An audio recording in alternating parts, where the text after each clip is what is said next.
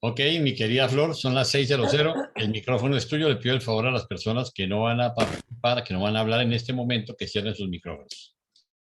Bueno, muchas gracias, Jaime. Les damos la más cordial bienvenida a nuestra lectura y estudio y análisis y discernimiento del día de hoy.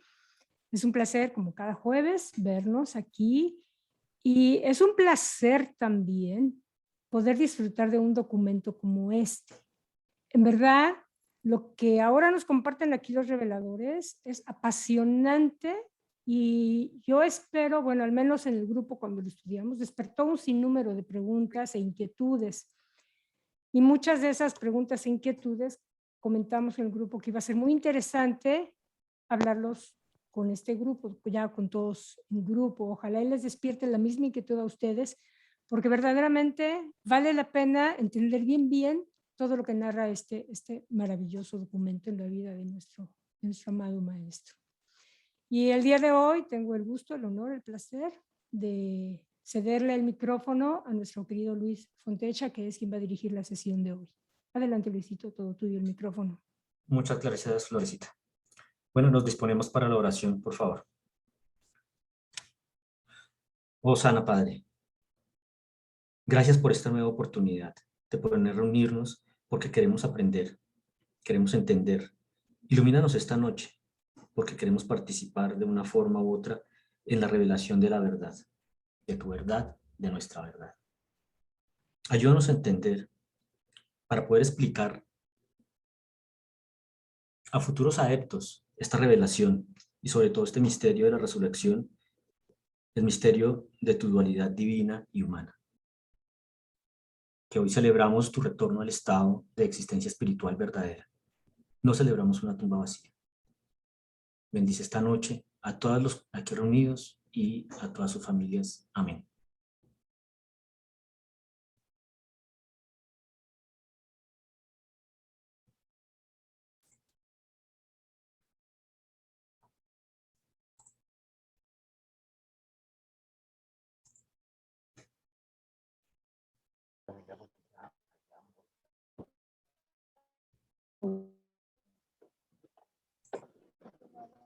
Ya estamos viendo, ¿verdad? Correcto. Documento 189. La resurrección.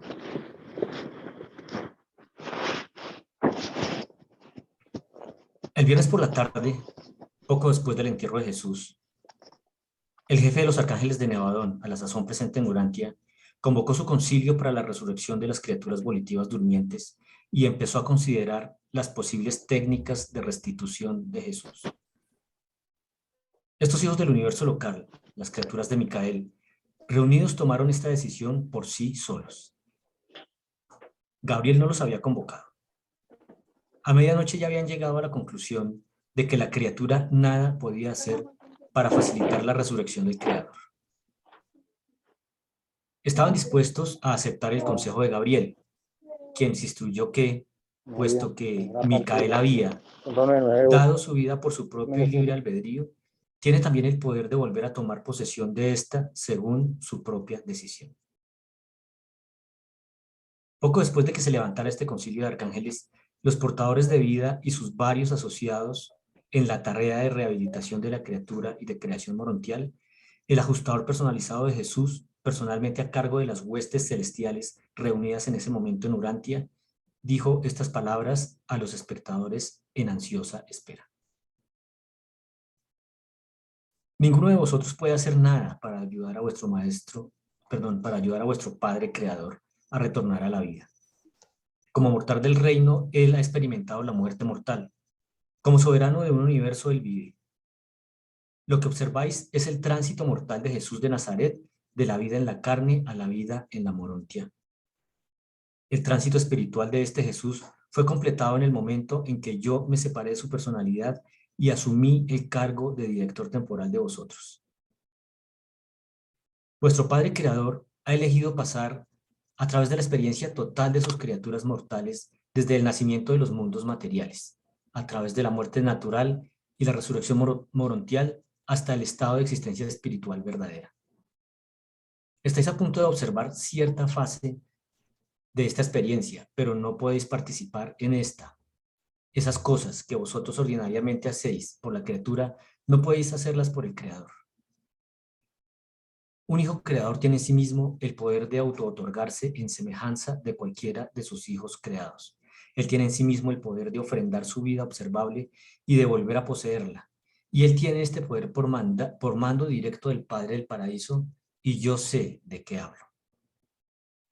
Cuando escucharon las palabras del ajustador personalizado, todos ellos, desde Gabriel hasta el querubín más humilde, adoptaron una actitud de ansiosa expectativa. Veían el cuerpo mortal de Jesús en el sepulcro, detectaban síntomas de la actividad universal de su soberano amado, y como no comprendían estos fenómenos, esperaron pacientemente lo que sobrevendría. 1. El tránsito morontial. A las 2:45 del domingo por la madrugada, la Comisión de Encarnación del Paraíso, formada de 7 personalidades del paraíso no identificadas, llegó al sitio, desplegándose inmediatamente alrededor del sepulcro. A las 3:10 comenzaron a emanar del nuevo sepulcro de José intensas vibraciones de actividades materiales y morontiales combinadas. Y 2 minutos después de las 3, este domingo por la mañana, 9 de abril del año 30 después de Jesucristo, la forma y personalidad morontial resucitada de Jesús de Nazaret salió del sepulcro. Cuando Jesús resucitado emergió de su tumba, el cuerpo de carne en el que había vivido y trabajado en la tierra por casi 36 años, aún yacía allí en el nicho del sepulcro, tal cual y envuelto en el sudario de lino, tal como lo dispusieran para su reposo José y sus asociados el viernes por la tarde. La piedra de la entrada del sepulcro tampoco fue movida para nada. El sello de Pilato permanecía intacto. Los soldados aún estaban de centinela. Los guardianes del templo habían permanecido continuamente de guardia. La guardia romana fue reemplazada a la medianoche. Ninguno de estos seres vigilantes sospechó que el objeto de su vigilia se había levantado en una nueva y más alta forma de existencia y que el cuerpo que ellos estaban vigilando ya no era sino un indumento exterior desechado, ya sin conexión alguna con la personalidad morontial entregada y resucitada de Jesús. La humanidad es lenta en percibir que en todo lo personal, la materia es el esqueleto de Morontia y que ambos constituyen la sombra reflejada de la realidad espiritual duradera. ¿Cuánto tiempo pasará hasta que lleguéis a considerar que el tiempo es la imagen móvil de la eternidad y el espacio la sombra huidiza de las realidades del paraíso? Por lo que podemos juzgar, ninguna criatura de este universo ni personalidad de otros universos tuvo nada que ver con esta resurrección morontial de Jesús de Nazaret. El viernes, él dio su vida como un mortal del reino. El domingo por la mañana la volvió a poseer como un ser morontial del sistema de Satania en Norlatiadec.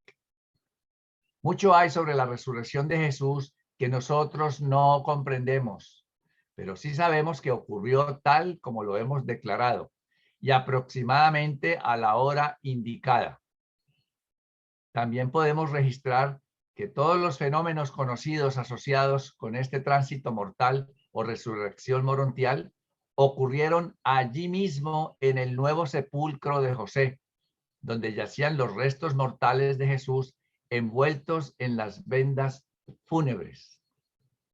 Sabemos que ninguna criatura del universo local participó en este despertar morontial. Percibimos las 7 personalidades del paraíso que rodean la tumba, pero no los vimos hacer nada en relación con el despertar del maestro. En el momento en que Jesús apareció junto a Gabriel encima del sepulcro, las 7 personalidades del paraíso indicaron su intención de partir inmediatamente para Ubersa. Aclaremos para siempre el concepto de la resurrección de Jesús con las siguientes declaraciones. Primero, su cuerpo material o físico no fue parte de la personalidad resurgida cuando Jesús salió de la tumba. Sus restos carnales permanecieron sin cambios en el sepulcro. Él emergió del sepulcro sin desplazar las piedras que cerraban la entrada y sin romper los sellos de Pilato. Segundo, no salió de la tumba como espíritu ni como Micael de Nevadón. No apareció en forma de soberano creador, como había sido antes de su encarnación en la semejanza de carne mortal en Urantia. Tercero, salió de esta tumba de José en la misma semejanza de las personalidades morontiales de los que, como seres ascendentes morontiales resucitados, emergen de las salas de resurrección del primer mundo de estancia de este sistema local de Satania. Y la presencia del monumento a Micael en el centro del vasto patio de las salas de resurrección en el primer mundo de estancia nos lleva a conjeturar que la resurrección del maestro en Urantia fue en cierto modo fomentada en este, el primero de los mundos de estancia del sistema. Fue fomentada allá, pero ocurrió acá en la tumba. El primer acto de Jesús al levantarse de la tumba fue saludar a Gabriel e instruirlo que continuara con el cargo ejecutivo de los asuntos del universo bajo Emanuel. Solicitó luego al jefe de los Melquisedec que transmitiera a Emanuel sus saludos fraternales. Entonces pidió él al Altísimo de Dentia la certificación de los ancianos de los días en cuanto a su tránsito mortal. Y volviéndose hacia los grupos morontiales de los 7 mundos de estancia, allí reunidos para saludar y dar la bienvenida a su creador en semejanza de criatura de su orden, Jesús dijo las primeras palabras de su carrera post-mortal. Dijo el Jesús morontial: habiendo completado mi vida en la carne, deseo permanecer aquí por un corto periodo de transición para poder conocer más plenamente la vida de mis criaturas ascendentes y revelar ulteriormente la voluntad de mi Padre en el paraíso. Después que hubo hablado Jesús, hizo un gesto al ajustador personalizado y todas las inteligencias de este universo que se habían reunido en Urantia para presenciar la resurrección fueron inmediatamente despachadas a sus respectivas asignaciones en el universo. A continuación, inició Jesús los contactos con el nivel morontial, siendo presentado como criatura a los requisitos de la vida que había elegido vivir por un corto periodo en Urantia. Esta indicación en el mundo morontial requirió más de 1 hora de tiempo terrestre y fue interrumpida 2 veces por su deseo de comunicarse con sus previas asociadas en la carne, cuando éstas salieron de Jerusalén para espiar la tumba vacía y descubrir maravilladas lo que ellas consideraban prueba de resurrección. Aquí hace referencia a las 2 primeras apariciones de Jesús, primero a las mujeres y después a María Magdalena. Ya se ha completado el tránsito mortal de Jesús, la resurrección morontial del Hijo del Hombre. La experiencia transitoria del Maestro como personalidad intermedia entre lo material y lo espiritual ha comenzado. Él lo ha hecho todo mediante su poder inherente. Ninguna personalidad le ha dado ayuda alguna. Ahora vive como Jesús de Morontia. Observemos que ya no es Jesús de Nazaret, Jesús de Morontia. Y al comenzar su vida morontial, su cuerpo material carnal yace tal cual en la tumba. Los soldados siguen vigilando y las piedras de la entrada permanecen selladas por el sello del gobernador.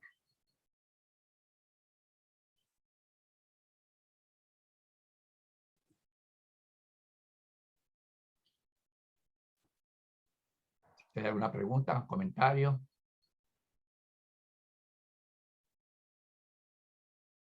Pues podemos continuar entonces, Luis. ¿No querían la de la sombra?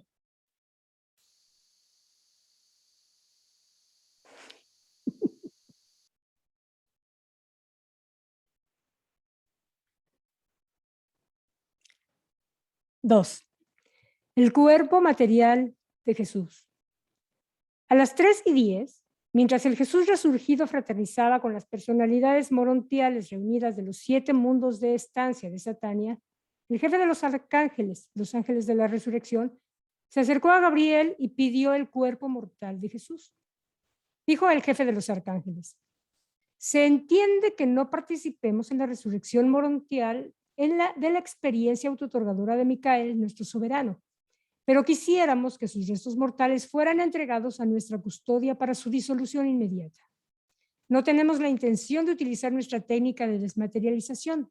Simplemente queremos invocar el proceso del tiempo acelerado. Basta con que hayamos presenciado la vida y la muerte del soberano en Urantia. Las huestes celestiales querrían ahorrarse el recuerdo de soportar el espectáculo de la lenta putrefacción de la forma humana del creador y sostenedor de un universo. En nombre de las inteligencias celestiales de todo Nevadón, solicito un mandato que se me entregue la custodia de los restos mortales de Jesús de Nazaret y que nos dé la autoridad para proceder a su disolución inmediata. Después de conferenciar Gabriel con el decano de los Altísimos de Edentia, el arcángel portavoz de las huestes celestiales recibió el permiso para disponer de los restos físicos de Jesús de la manera que él considerara apropiada.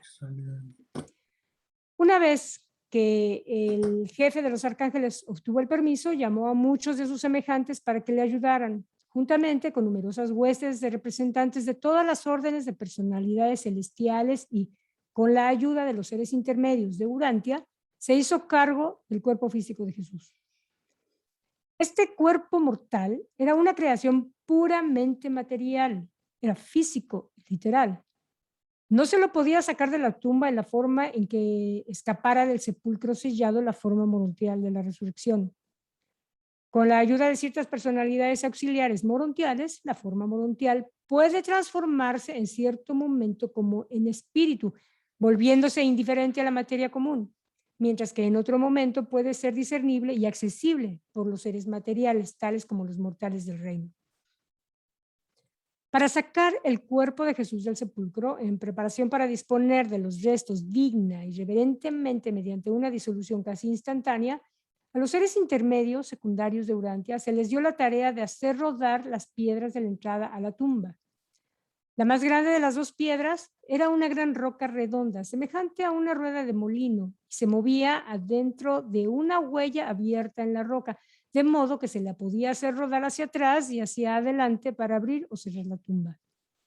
Cuando los guardianes judíos y los soldados romanos, en la escasa luz de la madrugada, vieron que esa enorme piedra comenzaba a rodar abriendo la entrada de la tumba, aparentemente por sí sola, en ausencia de todo medio invisible que explicara tal movimiento, los dominó el terror y el pánico y huyeron del sitio deprisa. Los judíos huyeron a su casa, volviendo más tarde para relatar estas cosas a su capitán en el templo. Los romanos huyeron al fuerte de Antonia e informaron al centurión sobre lo que habían visto en cuanto él llegó al cuartel. Los líderes judíos se metieron en la sórdida tarea de supuestamente deshacerse de Jesús, sobornando al traicionero Judas. Ahora, al enfrentarse con esta situación embarazosa, en vez de pensar que castigaran a los guardianes por haber abandonado su puesto, ellos los sobornaron, así como también a los soldados romanos. Pagaron una suma de dinero a cada uno de estos 20 hombres y les instruyeron que dijeran a todos: durante la noche, mientras estábamos durmiendo, se precipitaron sobre nosotros los discípulos y se llevaron el cuerpo. Los líderes judíos prometieron solemnemente a los soldados que los defenderían ante Pilato en caso de que alguna vez el gobernador se enterase de que ellos se habían dejado sobornar. Y es muy interesante que pongamos atención en esto que sigue, que nos narran los reveladores. La creencia cristiana de la resurrección de Jesús se ha basado en el hecho de la tumba vacía. Fue en verdad un hecho que la tumba estaba vacía, pero esa no fue la verdad de la resurrección. La tumba estaba realmente vacía cuando llegaron los primeros creyentes, y este hecho, asociado con el de la resurrección indudable del Maestro, llevó a la formulación de una creencia que no era verdad. la enseñanza de que el cuerpo material y mortal de Jesús había resucitado del sepulcro. Creo que esto nos da pie para hacer una buena conversación porque ha trascendido la información de manera un poco diferente. Pongamos atención y tratemos de evaluar los hechos después. Sería muy interesante. Bien, continuemos. La verdad relacionada con las realidades espirituales y los valores eternos no siempre puede deducirse de la combinación de hechos aparentes. Aunque ciertos hechos pueden ser materialmente verdad, esto no significa que la asociación de un grupo de hechos deba necesariamente conducir a conclusiones espirituales verdaderas. La tumba de José estaba vacía, no porque el cuerpo de Jesús hubiera sido rehabilitado ni resucitado, sino porque las huestes celestiales habían solicitado y recibido el permiso para realizar una disolución especial y singular, un retorno del polvo al polvo, evitando la intervención del paso del tiempo y el efecto de los procesos ordinarios y visibles de la descomposición mortal y la corrupción material. Los restos mortales de Jesús sufrieron el mismo proceso natural de desintegración de los elementos que caracteriza a todos los cuerpos humanos en la Tierra, excepto que, en cuanto al paso del tiempo, este modo natural de disolución fue grandemente acelerado hasta el punto en que se volvió casi instantáneo. Las verdaderas pruebas de la resurrección de Micael son de naturaleza espiritual. Aunque esta enseñanza haya sido corroborada por el testimonio de muchos mortales del reino que se encontraron con el maestro morontial resucitado, lo reconocieron y comulgaron con él. Él fue parte de la experiencia personal de casi 1000 seres humanos antes de despedirse finalmente de Urantia. Bueno, chicos, interesante numeral. Arturo tiene la palabra. Gracias, Luis. Yo nada más quería hacer una pregunta, porque hay algo que del documento, bueno, del numeral, que no comprendo muy bien, o no sé si no lo explican bien al momento de narrarlo. Yo me pregunto, ¿por qué abrir la tumba si los ángeles tienen el poder de desintegrar el cuerpo adentro? Esa parte no la comprendo, no sé si me pueden explicar o ayudar. Gracias.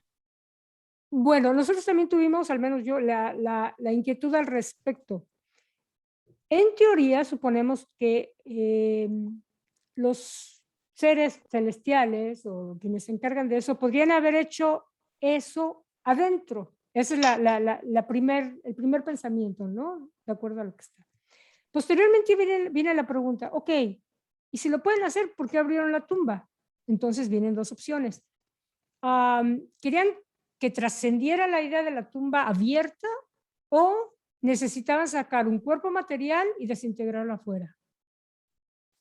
Y ahí vienen otras opciones más a considerar.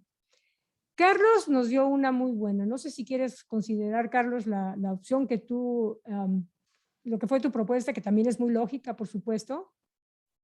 Bueno, es así medio loca, diría yo, pero me imaginé que para ellos hacer ese proceso de acelerar el tiempo, quizás sea a través de un aparato morontial que desconocemos, invisible para los ojos humanos, que tendría que estar allá afuera, instalado.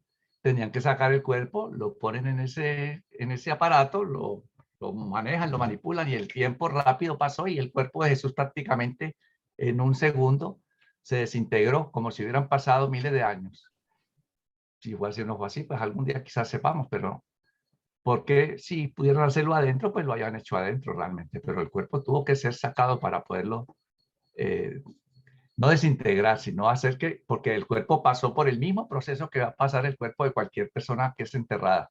Solamente que en lugar de tardarse 20, 30, 50 o 100 años, pues en el caso de él fue un segundo. Y quizás pudieron haberlo pasado más tiempo porque se han encontrado restos y huesos de personas que dicen que vivieron hace millones de años. Y entonces quizás cuando ellos hicieron eso, quedarían algunos residuos, como cuando se crema o restos de huesos, y ellos dispusieron de eso secretamente para que ningún ser humano supiera donde finalmente quedaron algunos pequeños restos que hubieran podido quedar, si es que quedaron, o si no tuvieron que haber pasado muchos millones de años en el proceso que ellos hicieron. Pero pues cada uno es libre de imaginarse o pensar como quiera. Claro, Sí, sin embargo, gracias. pues por alguna razón no nos dicen, ¿no?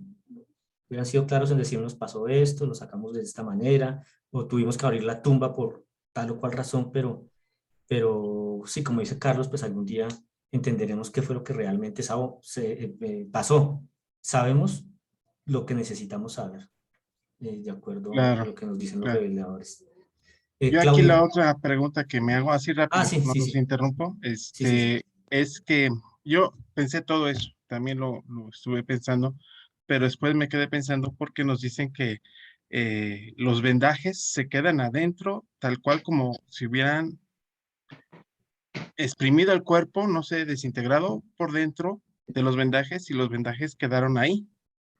Entonces, eso es lo que me hace pensar que a lo mejor no lo podían sacar y luego meter los vendajes. No sé, es algo que a mí me hizo pensar, pero como dices Luis, pues por algo no nos lo revela. Gracias.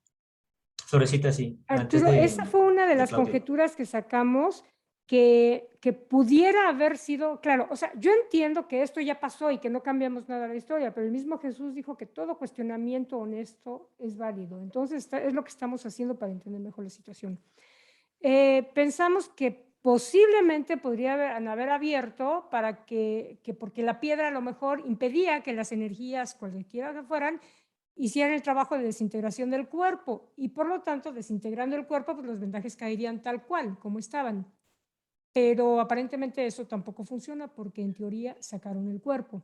Entonces, esa es otra pregunta que tenemos. ¿Cómo hicieron para después volver a constituir o poner los vendajes exactamente tal y como estaban en el cuerpo? Es muy interesante cómo lo hicieron, en verdad. Claudio, tenía otra pregunta. Muchas gracias. Claudio se nos fue. En realidad, acá estoy, bueno, acá estoy. Sí. En realidad la pregunta que iba a hacer era justamente la que dijo Arturo. O sea, yo digo, bueno, estoy de acuerdo con la primera opción de Flor, en la cual que corrieron la piedra para que se notara que no había nadie adentro, ¿sí? Pero las otras opciones me llamaba la atención de que todos los lienzos que cubrían a Jesús quedaron sobre la tumba. Entonces, o sea, no me cerraba tampoco que lo hayan sacado o otra razón. Es mi opinión, por supuesto. Pero, o sea, Arturo prácticamente hizo la pregunta, por eso quité la mano levantada. Gracias, Claudio. Jaime, por favor.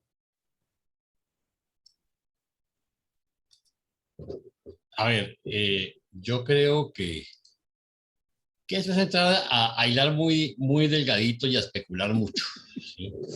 Yo pienso que el cuerpo simplemente lo disolvieron adentro y que la única razón de que hubieran abierto la tumba es porque si no, no se hubieran enterado de la resurrección de Jesús. Seguramente habían estado las guardias, no habían dejado entrar a las mujeres, ¿sí? Y si hubieran entrado a las mujeres en ese momento, pues imagínense ustedes el revuelo con guardias judíos y guardias romanos y un poco de viejas histéricas que no encuentren el cuerpo, todo lo que hubiera pasado.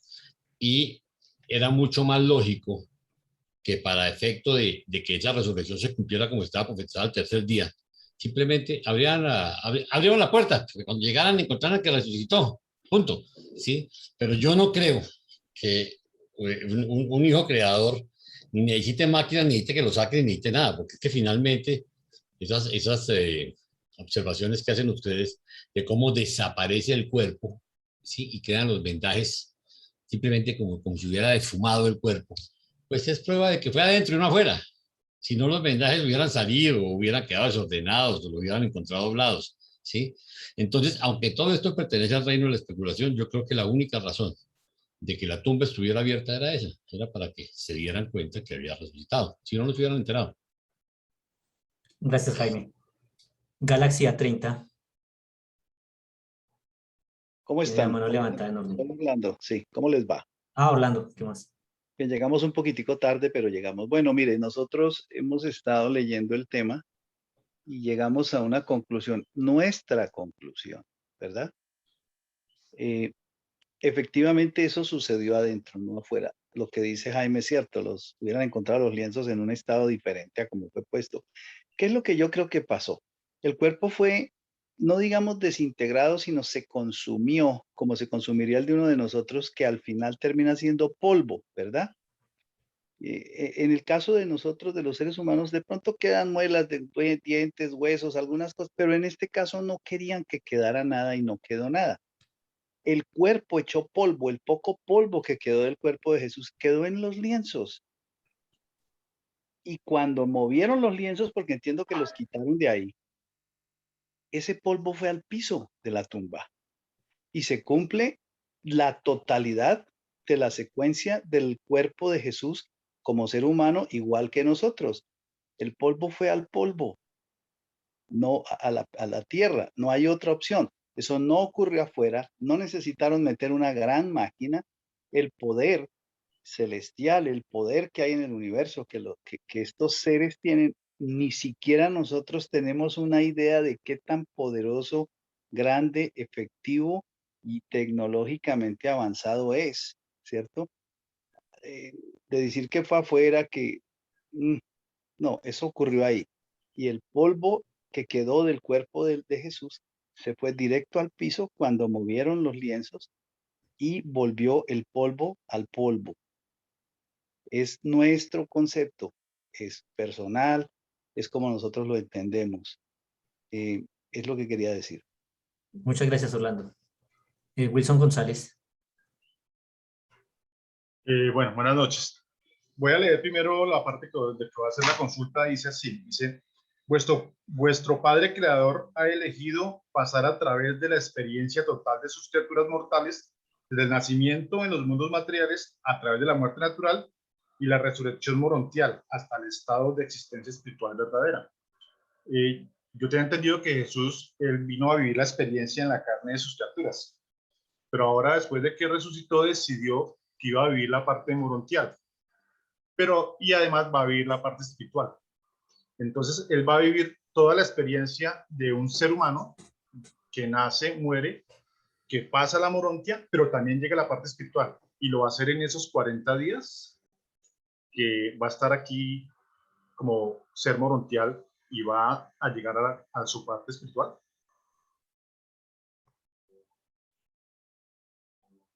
Pues sí, eso es lo que dice el libro, ¿no? Lo de los 40 días, pero seguramente no necesitaba tanto tiempo para estar en la morontia antes de pasar al estado espiritual. Apenas lo suficientes para vivir la experiencia que eran apenas esos 40 días. Ese es otro de los enigmas y otra de las cosas, pues que si alguien tiene luz para ayudarnos. Y me permiten nada más para comentarles a nosotros, a Paulita y al equipo nos toca el documento 191 y en el 191 ahí lo mencionan. Entonces no se preocupen, ahí lo va a decir claramente el libro. Gracias, Arturo. Luis Villamizar, por favor.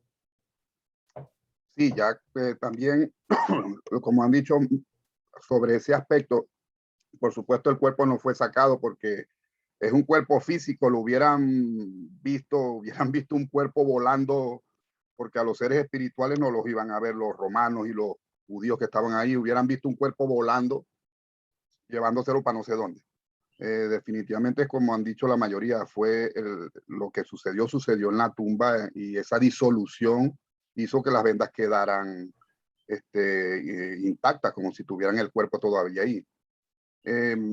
No creo, como dice Jaime, que la abrieron para que se supiera, porque precisamente el libro dice que el hecho de la tumba vacía fue lo que creó esa falsa idea en la que se ha basado el cristianismo para defender la resurrección. O sea, el cristianismo dice que la prueba de la resurrección es la tumba vacía y las vendas.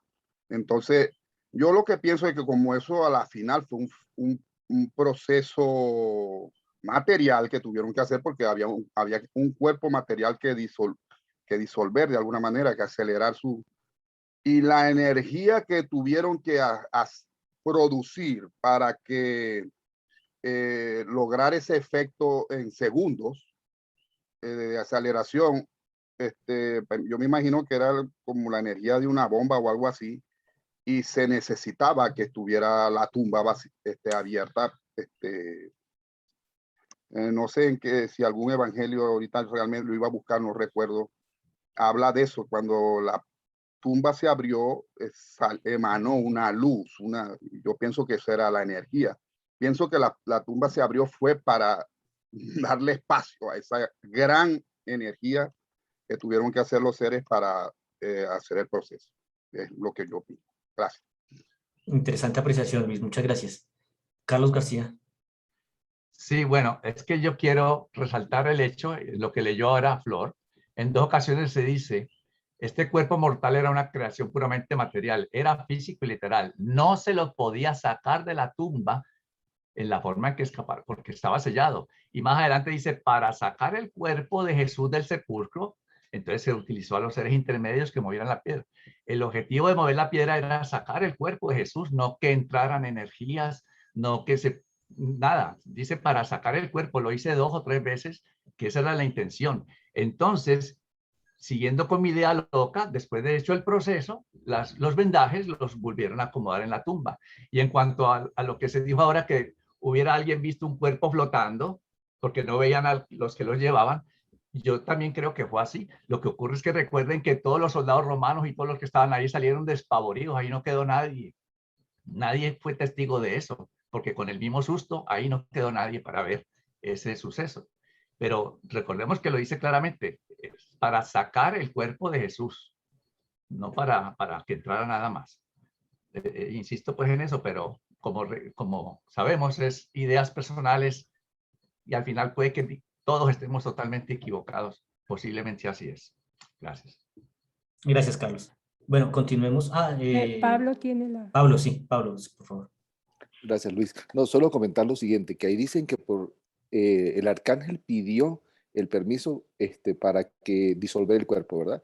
Y eso iba a consistir en que siguiera el mismo proceso normal de deterioro, pero de manera acelerada. Por lo tanto, implica que tenían que de alguna manera interactuar con ese cuerpo material de Jesús que había sido el habitáculo de nuestro Hijo Creador.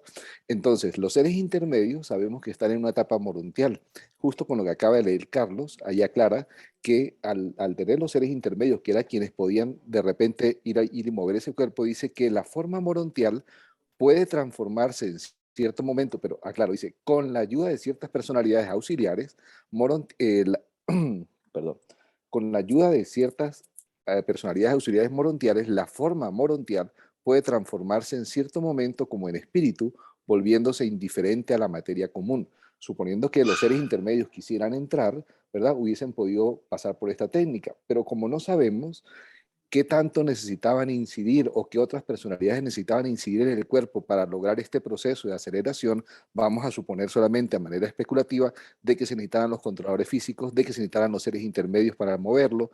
Entonces había que necesariamente mover la tumba, la piedra, para poder sacar el cuerpo, porque eso es lo que dice taxativamente allí, que era para sacarlo, hacer el proceso que iban a hacer cualquiera fuese y volver entonces a poner allí lo que quedaba. Ahora, yo me hago la siguiente pregunta. Los vendajes que quedaron, ¿fue entonces que movieron la piedra sobre la cual estaba el cuerpo? Por ejemplo, también la movieron como mover una mesa. Hacen todo el proceso de interacción que necesitaban hacer sobre el cuerpo y luego vuelven y llevan la laja al mismo sitio y por eso los vendajes quedan intactos, ¿no? Porque definitivamente para que Jesús saliera como entidad morontial no necesitaba que abrieran la tumba, porque sabemos que ese proceso no ocurrió allí en la tumba, para empezar por allí. Pero si querían deshacerse del cuerpo, tenían que acceder a ese cuerpo. Y las personalidades que pueden lidiar o interactuar con un cuerpo material, sabemos que son los más cercanos. Por ejemplo, los seres intermedios secundarios, los primarios no podrían, los controladores físicos, también sabemos que lo pueden hacer los portadores de vida cuando están en esa etapa de transformación que les permite manipular las energías físicas, ¿no? En este caso la materia. Entonces, alguien necesitaba entrar que definitivamente no podía entrar atravesando la piedra. Era eso solo que quería comentar. Gracias. Bueno, pues tenemos un sinnúmero de ideas y de respuestas interesantes para este numeral. Continúo.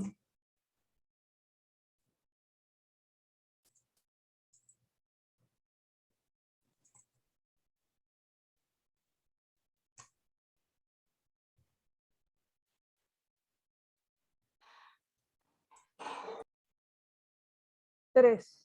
La resurrección dispensacional. Poco después de las 4:30 de este domingo por la madrugada, Gabriel convocó a su lado a los arcángeles y se preparó para inaugurar la resurrección general del fin de la dispensación adánica en Urantia. Cuando las vastas huestes de serafines y de querubines que participaban en este gran acontecimiento se organizaron en formación apropiada, apareció ante Gabriel el Micael morontial diciendo: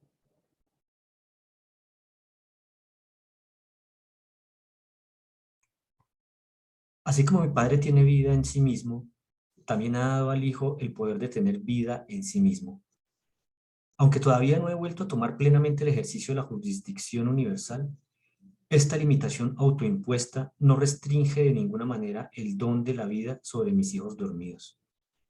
Que se comience a pasar lista para la resurrección planetaria. El circuito de los arcángeles operó entonces por primera vez desde Urantia. Gabriel y las huestes de arcángeles se trasladaron al sitio de la polaridad espiritual del planeta. Y cuando Gabriel dio la señal, se transmitió su voz al primero de los mundos de estancia del sistema, diciendo: por mandato de Micael, dejad que se levanten los muertos de una dispensación de Urantia. Entonces, todos los sobrevivientes de las razas humanas de Urantia que habían caído en el sueño desde los días de Adán y que aún no habían sido juzgados, aparecieron en las salas de resurrección del grupo de mundos de estancia, prontos para la investidura morontial.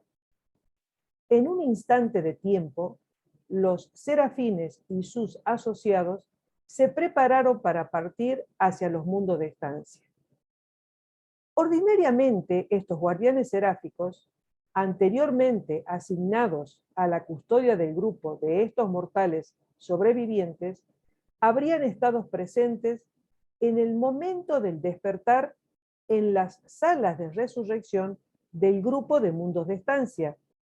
Pero en este momento se encontraban en este mundo mismo porque la presencia de Gabriel era necesaria aquí en relación con la resurrección morontial de Jesús. A pesar de que incontables seres como sus guardianes seráficos personales y los que habían alcanzado el nivel requerido de progreso de la personalidad espiritual habían progresado a los mundos de estancia en las eras subsiguientes a los tiempos de Adán y Eva, y aunque había habido muchas resurrecciones especiales y milenarias de los hijos de Urantia, esta era la tercera ocasión en que se pasaba lista planetaria, o sea, la tercera resurrección dispensacional completa. La primera ocurrió al tiempo de la llegada del príncipe planetario, la segunda durante los tiempos de Adán, y esta, la tercera, señaló la resurrección morontial, el tránsito mortal de Jesús de Nazaret. Cuando el jefe de los arcángeles recibió la señal de la resurrección planetaria, el ajustador personalizado del Hijo del Hombre renunció a su autoridad sobre las huestes celestiales reunidas en Urantia, transfiriendo nuevamente a todos estos hijos del universo local a la jurisdicción de sus comandantes respectivos. Y cuando hubo hecho esto, él partió en dirección a Salvington para registrar ante Emanuel la culminación del tránsito mortal de Micael. Y fue seguido inmediatamente por todas las huestes celestiales que no hacían falta en Urantia. Pero Gabriel permaneció en Urantia con el Jesús morontial. Este es, pues, el relato de los acontecimientos de la resurrección de Jesús, visto por los que tuvieron la oportunidad de presenciarlos mientras realmente ocurrían, sin las limitaciones de una visión humana parcial y restringida.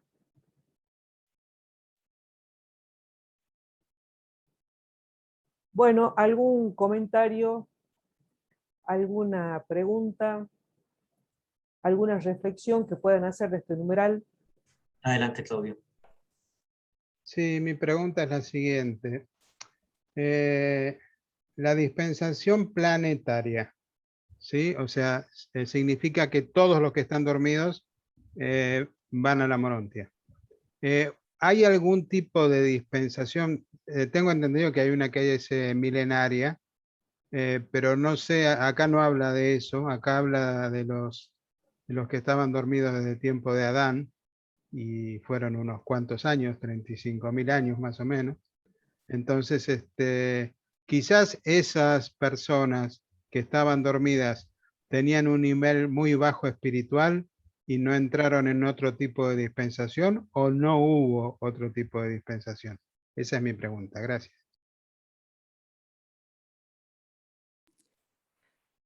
Bueno, yo creo que ese es, de acuerdo con lo que se está viviendo en nuestro mundo y el estado de nuestro planeta, yo creo que esa es la forma casi normal, digamos, de tránsito.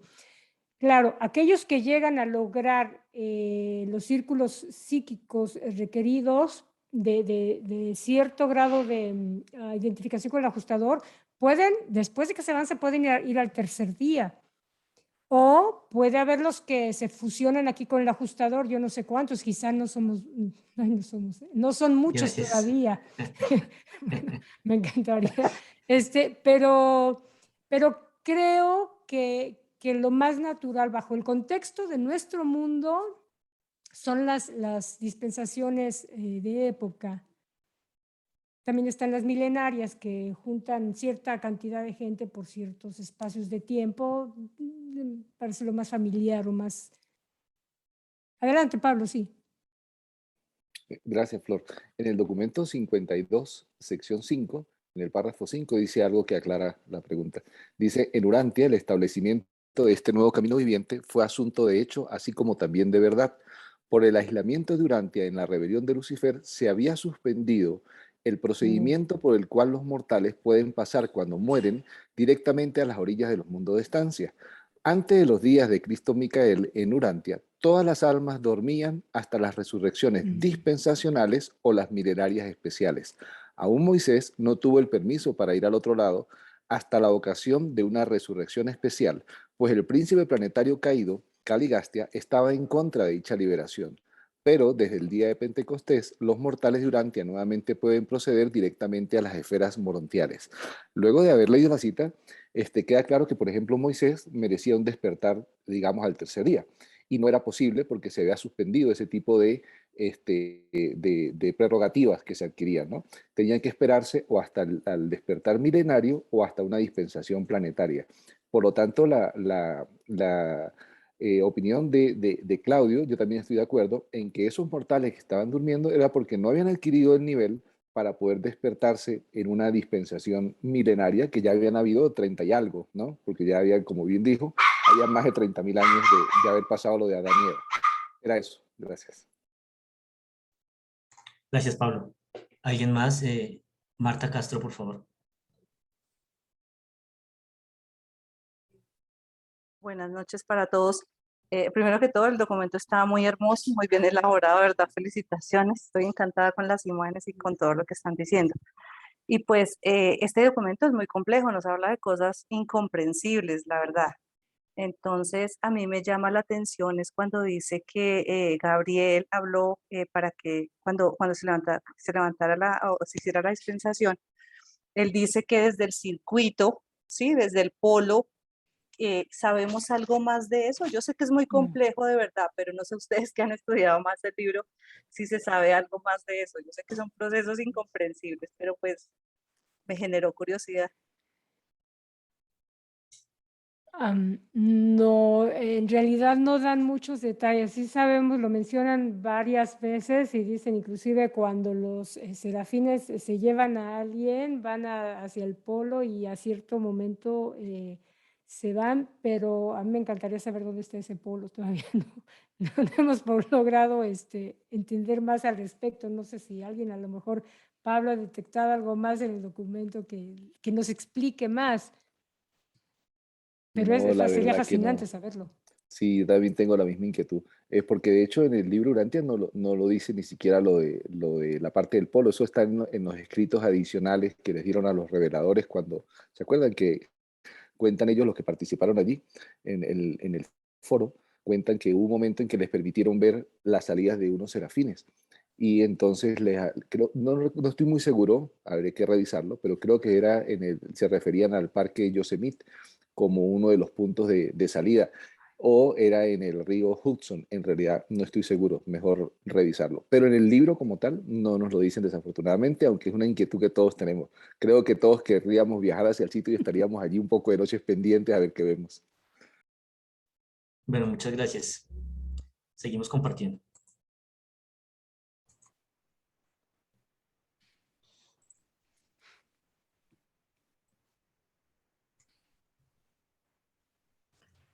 Cuatro, el descubrimiento de la tumba vacía. A medida que nos acercamos al momento de la resurrección de Jesús, este domingo por la madrugada, es bueno recordar que los 10 apóstoles permanecían en la casa de Elías y María Marcos, durmiendo en el aposento superior, descansando en los mismos divanes en los que se habían reclinado durante la última cena con su maestro. Este domingo por la mañana estaban todos allí reunidos, excepto Tomás. Tomás permaneció con ellos por unos minutos cuando se reunieron inicialmente por la tarde, por la noche del sábado, pero ver a los apóstoles y pensando a la vez en lo que le había sucedido a Jesús fue demasiado para él.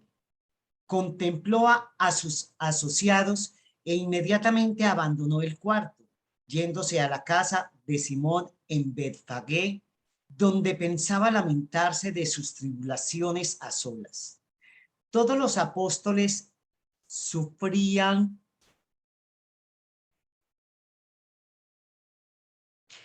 no tanto por la duda y la desesperación, sino más bien por el temor, la pena y la vergüenza.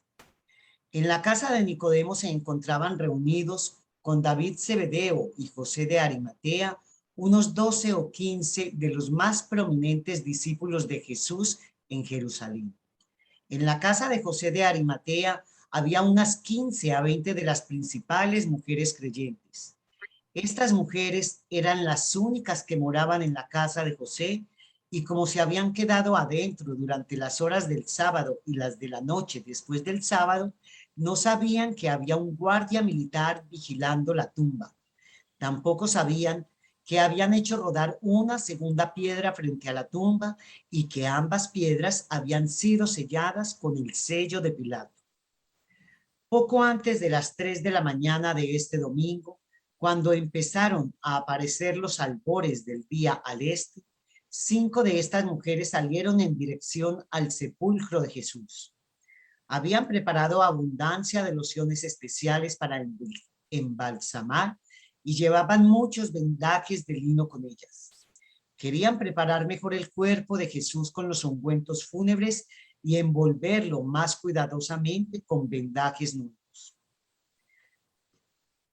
Las mujeres que salieron en esta misión de ungir en el cuerpo de Jesús fueron María Magdalena, María la madre de los gemelos Alfeo, Salomé la madre de los hermanos Zebedeo, Joana la mujer de Chuza y Susana la hija de Erra de Alejandría. Eran aproximadamente las 3:30 cuando las 5 mujeres, cargadas con sus ungüentos, llegaron frente a la tumba vacía.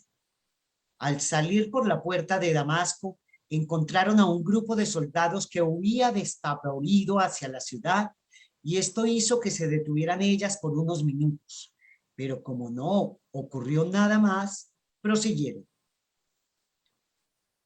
Mucho se sorprendieron cuando vieron que la piedra de la entrada del sepulcro estaba corrida, puesto que al emprender el camino comentaron entre ellas, ¿quién nos ayudará a hacer rodar la piedra? Apoyaron su carga en el suelo, intercambiando miradas de temor y gran asombro. Titubearon allí de pie, temblando de miedo. María Magdalena se aventuró a asomarse, dándole la vuelta a la piedra más pequeña hasta atreverse a entrar al sepulcro abierto. Este sepulcro de José estaba situado en su jardín, en la pendiente de la colina, sobre la vertiente este del camino, y también miraba al este. A esta hora temprana, apenas si había suficiente luz del amanecer del nuevo día para que María mirara hacia el sitio en donde yacían los restos del maestro y discerniera que ya no estaban allí. En el nicho de piedra donde había yacido Jesús, María vio tan solo el paño doblado sobre el que reposaba su cabeza y los vendajes que le habían envuelto, intactos, dispuestos sobre la laja tal cual lo habían estado antes de que las huestes celestiales sacaran el cuerpo. La sábana que lo cubría yacía al pie del nicho fúnebre. Después de permanecer María en la entrada del sepulcro por unos momentos, inicialmente no pudo distinguir claramente dentro del sepulcro. Vio que ya no estaba el cadáver de Jesús y que en su lugar tan solo quedaban las envolturas fúnebres, y dio un grito de alarma y angustia. Todas las mujeres estaban enormemente nerviosas. Estaban sobre ascuas desde que se toparon con los soldados despavoridos junto a la puerta de la ciudad, y cuando María gritó de angustia, cayeron presas del terror, huyendo de gran prisa. Corrieron sin detenerse para nada todo el camino hasta la puerta de Damasco. Allí, a Johanna le remordió la conciencia por haber abandonado a María. Reunió a sus compañeras y se encaminaron nuevamente al sepulcro.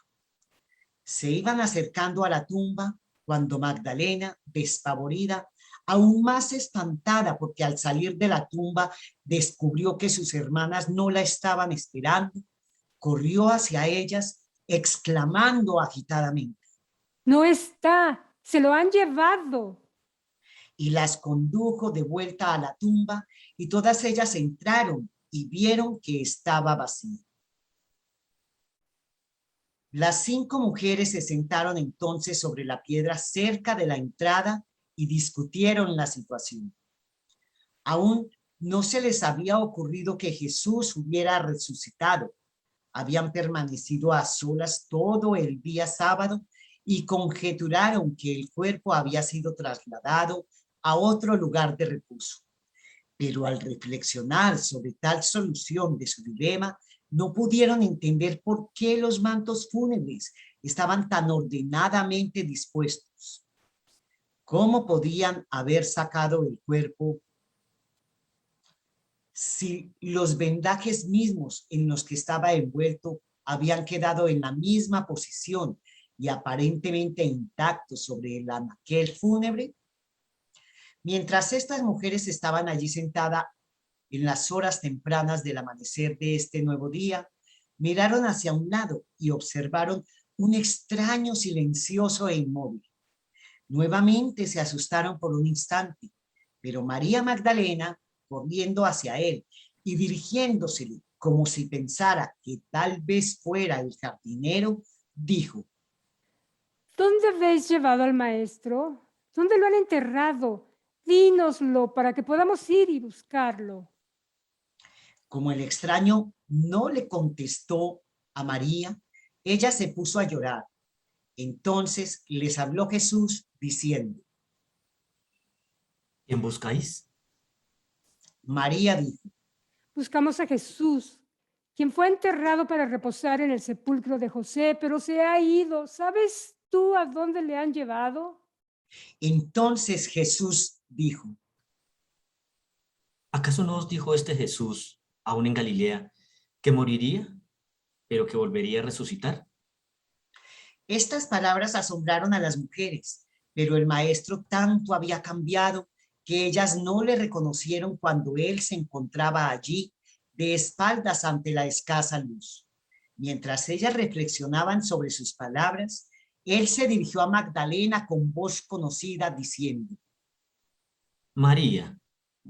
Cuando ella oyó esa palabra bien conocida de misericordia y salutación afectuosa, supo que era la voz del maestro y se arrojó de rodillas a sus pies exclamando: Mi Señor, mi Maestro. Y todas las demás mujeres reconocieron que era el maestro, quien estaba de pie ante ellas en forma glorificada, y rápidamente se arrodillaron ante él. Estos ojos humanos pudieron ver la forma morontial de Jesús debido al ministerio especial de los transformadores y de los seres intermedios en asociación con algunas de las personalidades morontiales que en ese entonces acompañaban a Jesús. Al intentar María abrazar sus pies, Jesús dijo: No me toques, María, porque no soy como me conociste en la carne. En esta forma permaneceré con vosotros por una temporada antes de ascender al Padre. Pero id, todas vosotras, ahora y decid a mis apóstoles y a Pedro que yo he resucitado y que habéis hablado conmigo. Después de que estas mujeres se recobraron de la impresión y del asombro, se dieron prisa de vuelta a la ciudad y a la casa de Elías Marcos, donde relataron a los 10 apóstoles todo lo que les había ocurrido. Pero los apóstoles no estaban dispuestos a creerles. Pensaron primero que las mujeres habían visto una visión, pero cuando María Magdalena repitió las palabras que Jesús le había dicho y cuando Pedro oyó su nombre, él salió corriendo del aposento alto, seguido de cerca por Juan, dándose gran prisa para llegar a la tumba y ver estas cosas por sí mismo.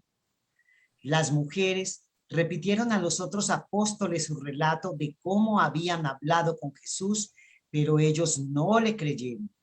Tampoco quisieron ir para ver con sus propios ojos cómo lo habían hecho Pedro y Juan. Bueno, muchachos, ¿alguien quiere comentar sobre el numeral 4? El descubrimiento de la tumba vacía. ¿O continuamos con el siguiente? Bueno, continuamos entonces. 5. Pedro y Juan junto a la tumba. Aquí los ven corriendo hacia la tumba. Mientras los dos apóstoles corrían hacia el Gólgota en dirección a la tumba de José, los pensamientos de Pedro alternaban entre terror y esperanza. Temían encontrar al maestro, pero su esperanza resurgía por el relato de que Jesús le había enviado un mensaje especial. Estaba casi persuadido de que Jesús estaba realmente vivo. Recordó la promesa de que resucitaría al tercer día. Es extraño decirlo, pero hasta este momento, mientras corría él en dirección al norte, cruzando Jerusalén, no había pensado en esta promesa. Mientras Juan se daba prisa saliendo de la ciudad, un éxtasis extraño de regocijo y esperanza inundaba su alma. Estaba casi convencido de que las mujeres realmente habían visto al maestro resucitado. Juan, como era más joven que Pedro, corrió más rápido y llegó primero a la tumba. Juan permaneció en la entrada contemplando la tumba, que era tal como María la había descrito. Poco después llegó corriendo Simón Pedro y, entrando, vio la misma tumba vacía con los mantos fúnebres tan circularmente dispuestos. Cuando Pedro salió, Juan también entró y lo vio todo. Y luego se sentaron en la piedra para reflexionar sobre el significado de lo que habían visto y oído. Mientras estaban allí, reflexionaron sobre todas las cosas que ellos habían oído sobre Jesús, pero no podían percibir claramente qué había sucedido. Primero Pedro sugirió que la tumba había sido saqueada, que los enemigos habían robado los restos, tal vez sobornando a los centinelas. Pero Juan razonó que la tumba no habría quedado tan ordenada si se hubieran robado el cadáver. Y también se preguntó cómo podía ser que los vendajes hubieran quedado aparentemente intactos. Nuevamente volvieron al sepulcro para examinar más cuidadosamente los mantos fúnebres. Al salir de la tumba la segunda vez, encontraron a María Magdalena que había vuelto y lloraba junto a la entrada. María había ido a ver a los apóstoles, en la creencia de que Jesús había resucitado de la tumba, Pero cuando todos ellos se negaron a creer en su informe, se deprimió y no sabía qué pensar. Deseaba volver junto a la tumba, donde le pareció que había oído la voz familiar de Jesús. Mientras María permanecía allí después de la partida de Pedro y Juan, el maestro se le apareció nuevamente, diciendo: no dudes, ten el valor de creer en lo que has visto y oído. Vuelve a donde mis apóstoles y nuevamente diles que yo he resucitado, que apareceré ante ellos y que finalmente caminaré delante de ellos a Galilea como lo prometí. María se dio prisa de vuelta a la casa de Marcos y dijo a los apóstoles que nuevamente había hablado con Jesús. Pero ellos no quisieron creerle. Pero cuando volvieron Pedro y Juan, los demás ya no se mofaron de María, sino que se llenaron de temor y aprensión.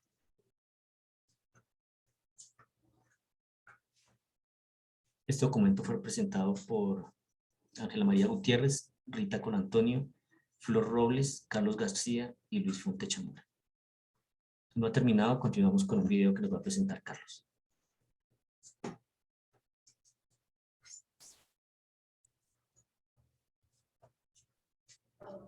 Sí, Luis, tienes que dejar de compartir.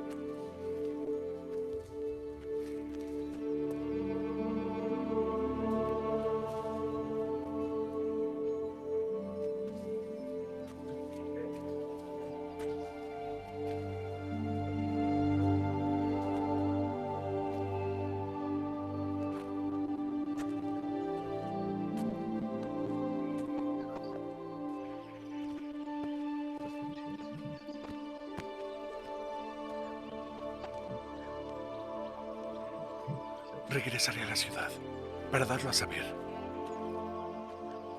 Ven con nosotros.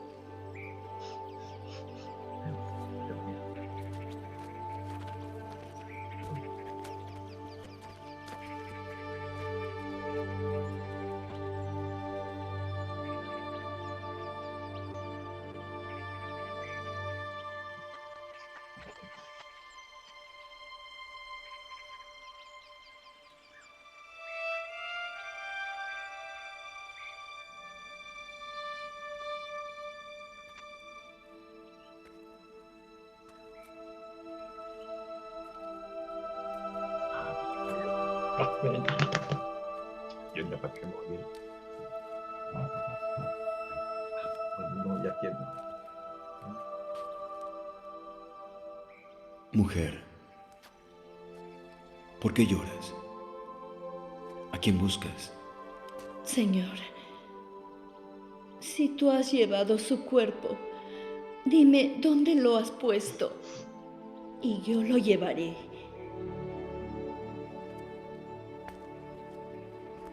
María. Raboni. No me toques, porque aún no he subido a mi Padre. Se lo arrestó.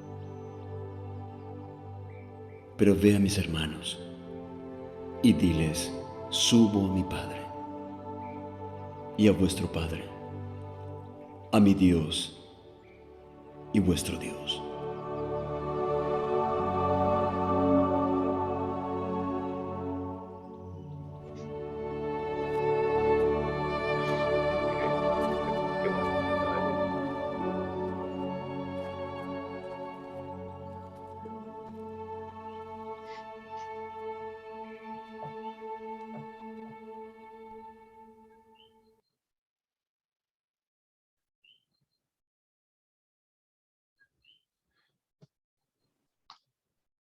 Bien, este es un video que está relacionado con el último numeral leído, ¿verdad? La segunda aparición de Jesús a María Magdalena sola. Como ustedes pueden entender, es difícil y que encontremos videos e inclusive imágenes que estén fielmente hechos como nos dice la revelación del libro Urantia. Generalmente están todos hechos en la versión bíblica. Por eso a veces encontramos diferencias en los diálogos. Y ahora, si me permiten un momentito, quiero compartir para ver esta parte que me llamó la atención. Al final de el numeral 4.6, que dice, y los vendajes que se habían envuelto intactos, dispuestos sobre la laja, tal cual lo habían estado antes de que las huestes celestiales sacaran el cuerpo.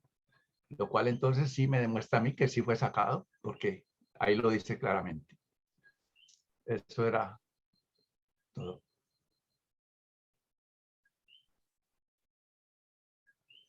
Bueno, Carlos, muchas gracias. Continuando, ¿alguien tiene alguna otra observación o alguna otra pregunta? Vivi Yamizar está levantando la mano. Luisito.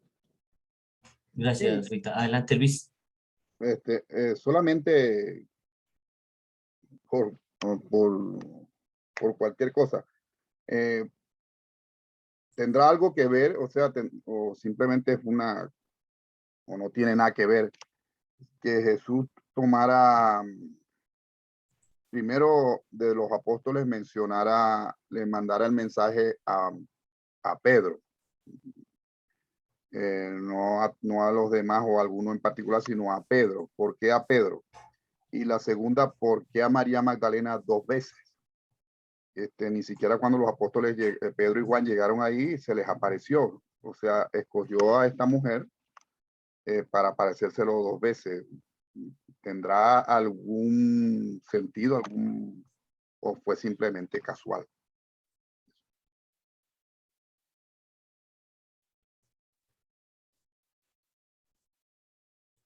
¿Alguien tiene alguna respuesta o alguna opinión al respecto?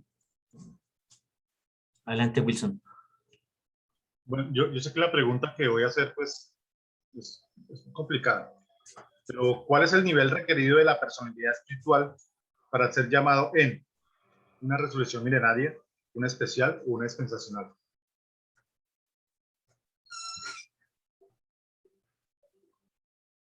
No, sí, es una pregunta complicada. Es bastante complicada. Yo asumo que es el logro de círculos psíquicos.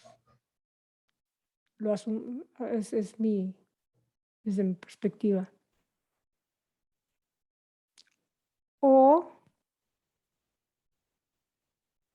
Pero me hubo un especial.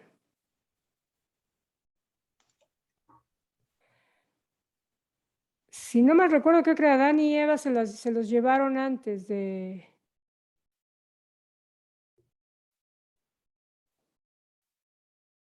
Y al tercer Sí día. ha habido, sí hay especiales, sí. Te voy a buscar el dato.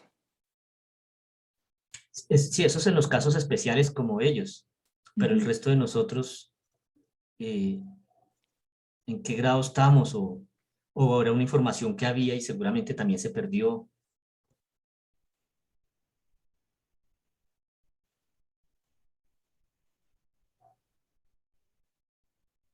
Arturo, adelante. Gracias, Luis. Lo único que yo tengo claro que lo que nos dice el libro de Urantia es que a nivel planetario nada más hemos tenido 3 dispensaciones planetarias, que es lo que yo recuerdo. Gracias. Gracias, Arturo. Jaime, por favor. A ver, las dispensaciones, básicamente diría que no hay sino, las agruparíamos en 2 tipos, las especiales, que son las del tercer día, y las dispensacionales o milenarias, que simplemente los seres, los arcángeles de la resurrección, lo que hacen es agrupar y levantar la gente cuando se da uno de los 2 hechos, o que se cumple el milenio o que hay un cierre de dispensación, ¿sí? Pero básicamente, digamos que toda la cochada de los seres durmientes se levantan, los que no tienen resurrección especial, o sea, el tercer día, se levantan en una de esas 2, ¿sí? Si coinciden que le tocó milenaria, pues es milenaria, y si coincide dispensacional, dispensacional. Ahí no hay ninguna condición particular y lo que es el grupo. Gracias, Jaime. Sí, Florecita.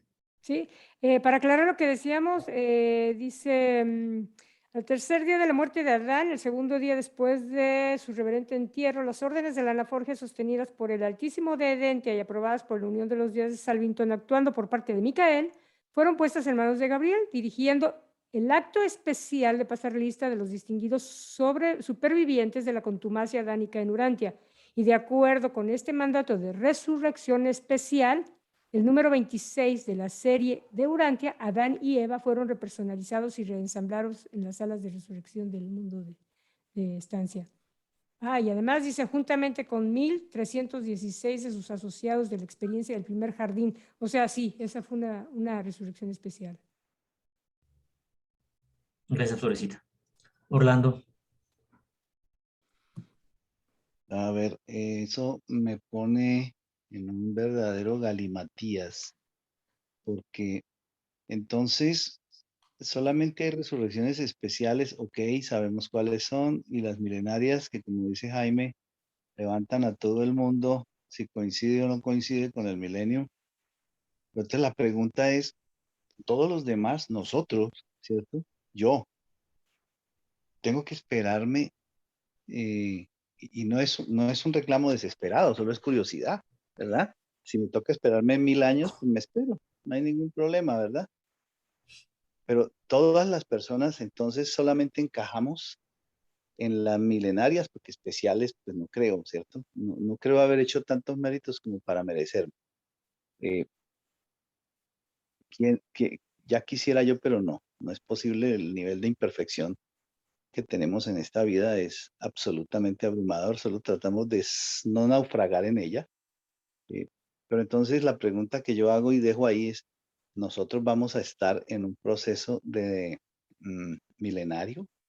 O 3 meses después, o 6 meses después, o qué sé yo, después de que abandonemos este mundo, ¿vamos a ser levantados, despertados, o efectivamente vamos a estar dormidos hasta que se cumpla el milenio? Es así como funciona. Como lo digo, no me importa si es así, ¿cierto? Y no me importa si tengo que esperar 1000 años, yo sé para dónde voy y sé lo que quiero, ¿sí? Si tengo que esperar 1000 años, pues me espero. Pero es una pregunta interesante, ¿cierto? Entonces, pues ahí la dejo, ese trompo en la uña, a ver quién puede bailarlo. Gracias, Orlando. Jaime, sí. A ver, Orlando, acuérdate que si duras 3 días, un mes o 1000 años, tú no tienes idea, porque es como si tuvieras dormido. Nosotros no tenemos conciencia del tiempo. No es que estemos castigados y tengamos que esperar 1000 años porque no dimos la talla para resucitar. Olvídate de eso. Lo que nos dice la revelación, y lo dice muy claro, es que las personas que están muertas no tienen conciencia del tiempo. Y pone el ejemplo que es como cuando estamos dormidos. Usted cuando se duerme y se despierta no sabe si 1 hora, 24 horas, 36 horas, no hay conciencia de eso. Entonces no se preocupe, hermano. Además también, mi estimado, que la primera dispensación fue hace 500.000 años, la de Príncipe Planetario. La segunda fue hace 38.000, o sea que pasaron 450.000 años entre una y otra. La última fue hace 2000, la de Jesús. O sea que ¿cuándo nos espera la otra? Cuando venga. Sí, seguro nos va a tocar esperar bastante. Bastante, yo creo.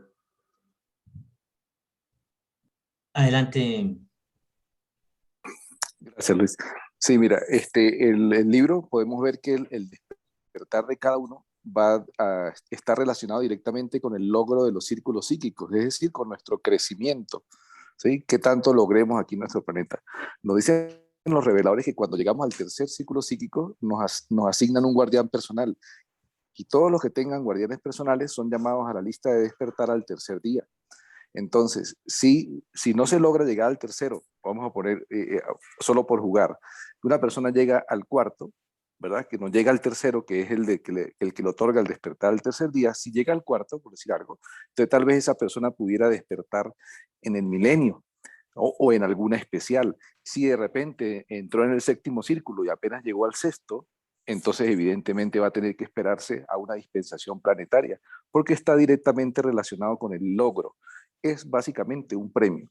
Quien haga un mayor esfuerzo por crecer, por tener una sincronía con su ajustador del pensamiento, son las personas que van a llegar al tercer círculo y por supuesto entonces como logro se ganan ese premio del despertar al tercer día. Sin embargo, tal como resaltó Jaime, no hay conciencia del tiempo mientras está muerto, mientras está durmiendo. Entonces es igual que si fuese un minuto o que fuesen 1000 años o 500.000 años en cualquier evento, ¿no? Pero sí me parece importante resaltar que al estar directamente relacionado con el logro, entonces nosotros nos sentimos motivados a hacer un mayor esfuerzo, ¿verdad? Porque definitivamente empezamos de una vez con un premio que es el poder despertarnos al tercer día. Era eso, gracias. Muchas gracias, Pablo. Entonces a eso es a lo que hay que trabajarle, a lograr los niveles psíquicos. Y la ¿Alguien más tiene sincronía que...? con el ajustador. Eso. En eso se basa la sincronía con el ajustador. Bueno, chicos, ¿alguien más tiene algo para opinar? O Florecita, está en tus manos entonces el micrófono. Gracias, Luisito. En verdad, soy privilegiada en tener estos muchachos jóvenes aquí conmigo. Gracias, chicos. Muchas gracias, Rita, Ángela, Luisito, Carlos. Muchas gracias por estar conmigo. Solamente hay que recordar el detalle de que los dos cuerpos en algún momento estuvieron en el mismo plano, o sea, el cuerpo moroncial y el cuerpo físico. Y eso me llamó la atención porque, bueno, marca una gran diferencia. Podemos ver que a Jesús moroncial nunca se le iban a ver los clavos, los hoyos en las manos. Eso se quedó en el cuerpo físico, que era diferente. Pero bueno, en fin.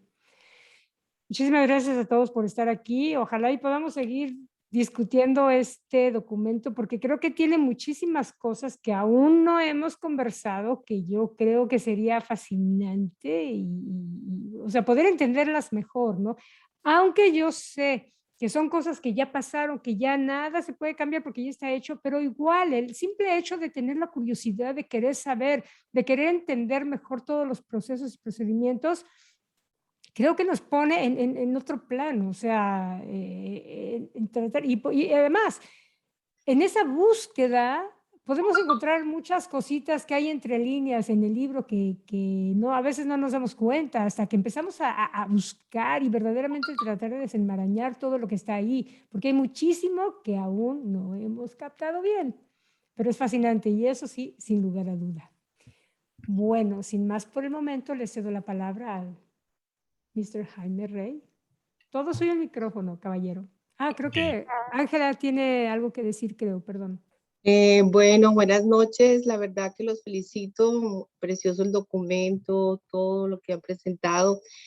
Pues yo puedo comentar algo que es lo que siento en este documento y es el sabor espiritual que deja este documento. A mí me emocionó tremendamente y ese sabor espiritual es la realidad de lo que es la resurrección que vamos a tener nosotros, la realidad de lo que Jesús nos está ofreciendo a cada uno de nosotros.